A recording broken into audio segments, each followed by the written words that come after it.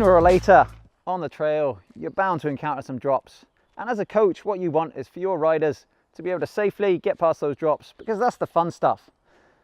Getting down drops safely is all about body position. It's about where your center of gravity is. And there's absolutely nothing wrong with taking pretty much complete beginners and teaching them to ride down things this steep, as long as they can get their body in the right place. So we've got two different approaches to drops. The first one is the one that's suitable for beginners. And that's where they're approaching in the attack position, and as they get to the drop, they're looking to get their weight back as far as they can. So it goes right back to our original weight shift session and that cone of movement. If they can get their bum onto the back tire, well, even if the bike stalls temporarily, they've still bought themselves enough time to roll on through without going out over the bars.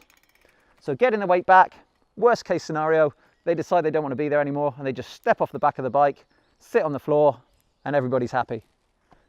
Once they get a bit more advanced, then we can introduce a much better way of getting down drops.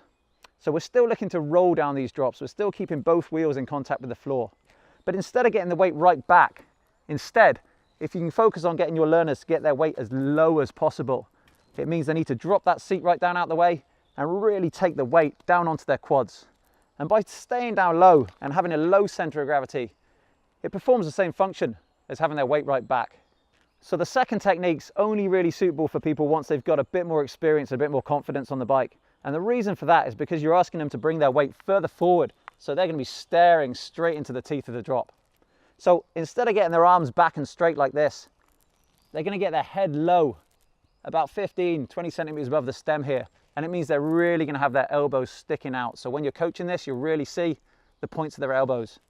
The big advantage with this technique is when you get onto long, more sustained technical sections or big, steeper drops. Well, by having the weight here instead of here, it means there's more pressure on the front wheel, which means they can still effectively use their front brake, so they can use both brakes, and it also means that they can corner as well.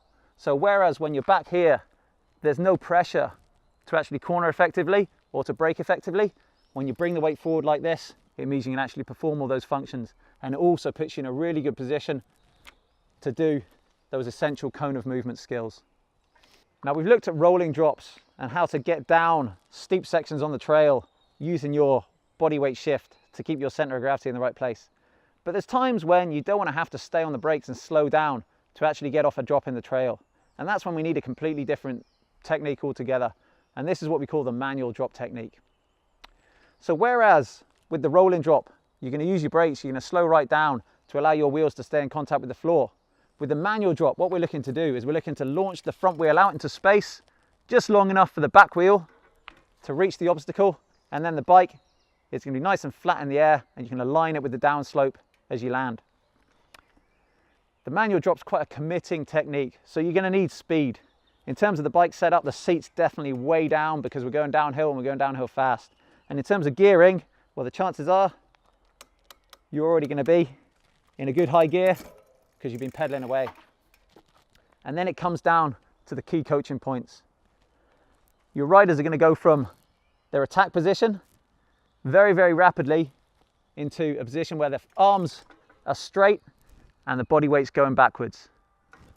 It is essential that they manage to get their arms from bent to fully straight, because a bent arm can mean they land at an angle and they'll be shooting off into the undergrowth before you know it. So bent to straight with the arms, which simultaneously pushes the body weight back, and that actually allows the front wheel to be pushed out into space long enough for the back wheel to reach the edge of the obstacle. Other essential safety points: they have to have the brakes covered. You're doing this at high speed, you're going off an object, you definitely need to have those brakes covered so that you can react as soon as you land. So in order to perform your manual drop technique, you're going to need to be in that advanced attack position. So that means head low to the stem, elbows bent, and ready to really rapidly extend those arms out in front of you. You're going to feel weight in your quads because you're having to crouch down low for this, and then it's a very explosive move. So into the drop and then fire it out in front of you like this. Whenever you're coaching this technique, it's really important to watch your rider's head and make sure it doesn't start popping up like this. The head needs to stay in the same position and the back needs to stay nice and flat. And so their body stays on a fairly horizontal plane as they go off the drop.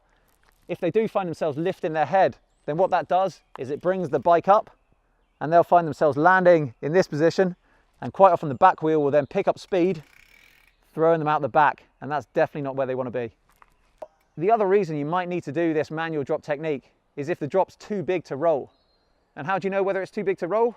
Well, as a basic guide, if the drop's bigger than your front wheel, then the chances are, as your bike comes down off it, instead of rolling on forwards, it'll tuck under and the front wheel goes backwards, which is a guaranteed way to send yourself over the bars. So if you find a drop that's bigger than your wheel, that's when you need to have this manual drop technique in your arsenal in order to carry on safely through.